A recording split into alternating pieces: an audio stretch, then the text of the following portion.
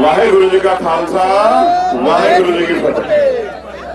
ये दुख की घड़ी है और इस किसानों के दुख में पूरा देश शामिल है।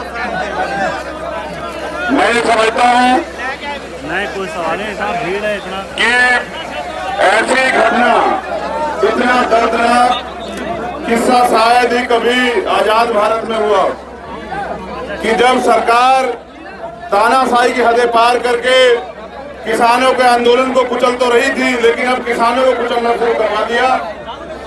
ये बड़े दुख का समय है।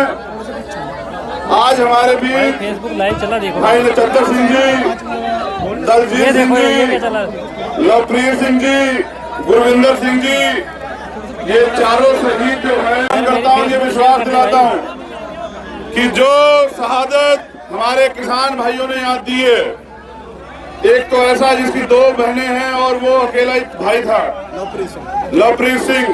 मैं उन बहनों से भी कहना चाहता हूँ कि हम सब लोग आपके भाई हैं और उन माओ के बेटे भी हैं जिन्होंने अपना पति या पिता खो दिया, जो बहनों ने, भाइयों ने।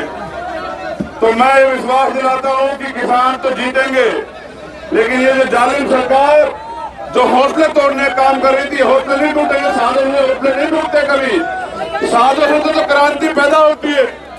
आज जो क्रांति यहाँ से पैदा हुई है वो पूरा देश देख रहा है और मैं पूरी जिम्मेदारी से कहता हूँ कि अब किसानों की जो मांग थी, जिसके लिए वो 10 महीने से अड़े हुए थे, इस जालिम सरकार को वो भी सुननी पड़ेगी। लेकिन जब तक हमारे भाइयों के कातिल गिरफ्तार नहीं होते, उनको सजा नहीं मिलती, तब तक ये लड़ाई जो है अधूरी रह जाएगी। तो मैं दोबारा से शहीदों को नमन करता हूँ, आपसे प्रार्थना करता हूँ साथियों, आज घर जाके सो मत जाना, इस लड़ाई को छोड़नी नहीं है जब तक जीतनी नहीं है।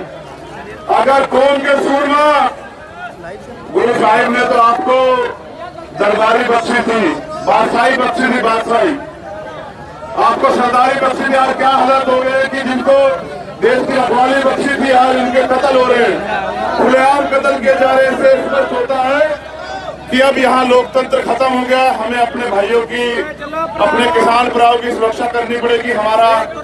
मैं यहाँ इस मंच से घोषणा करता हूँ कि हमारा खून का एक कतरा इस आंदोलन में शामिल रहेगा।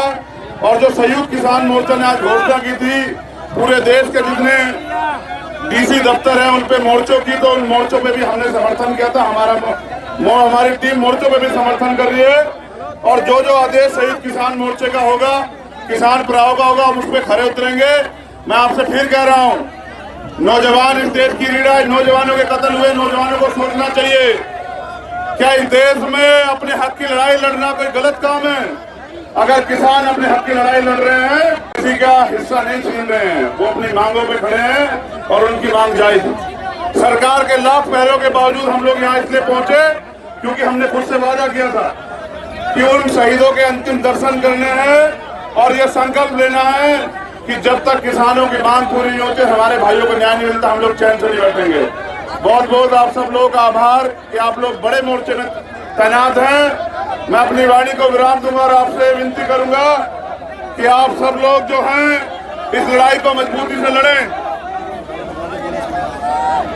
जो बोले